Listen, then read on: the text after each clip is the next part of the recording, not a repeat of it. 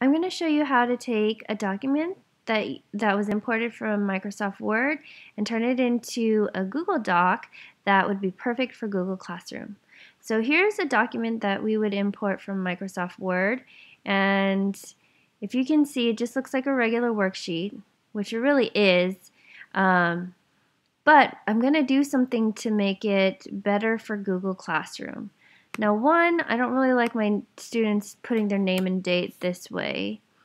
So we could either take a heading like I showed you earlier with these tables, and if I copied and pasted it and put it in, the formatting is kind of weird. You could create your own table, but here's another option for names. I like to put it in the header. I like to put name, date, and period.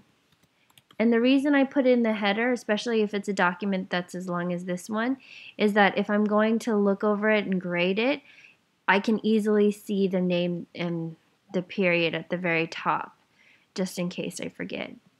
Now, besides making that, I like to put a place for students to input answers. And the way that I do that is tables. So tables are really my solution for a lot of things. This time I'm going to just insert a one-by-one table.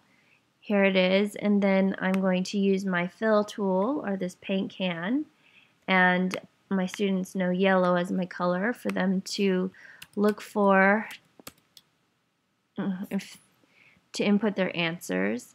Now here's something really interesting. Here's a picture that on paper students would normally write in numbers.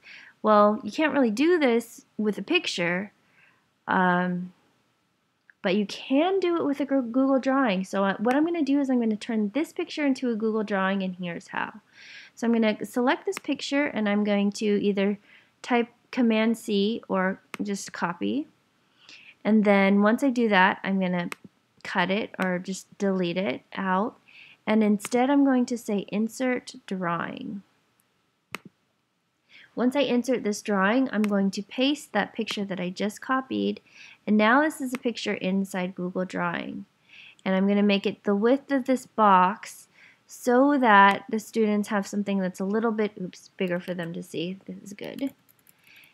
And now what they would do is they can annotate over this. They can take a text box, they can click into here, and they can type their number answers. So you can have them make their own answers in there.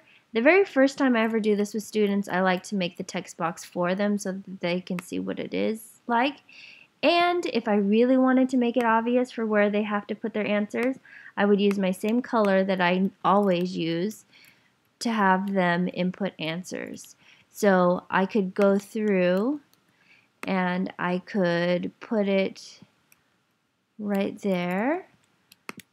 Oops, over all of these blank boxes, and I would do it for all of them. Well, I'll just quickly do this. And then once you do that, students quickly know that I expect answers in all of these boxes. Once I hit save and close, that's what it looks like. You can always adjust the size. And then I would just go through and I'm going to copy this table that I had made before, and since I'm just going to keep using the same table, I'm just going to paste it at any place that I need an answer from my students.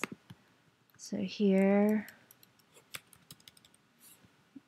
here, and then I'm just going to stop after this one just to show you that this one has a part A and B. So instead of doing a 1-by-1 table, I'm going to insert a 2-by-1 table, and I will change my background color to light yellow, and I'd go through and I do that for the rest of this document.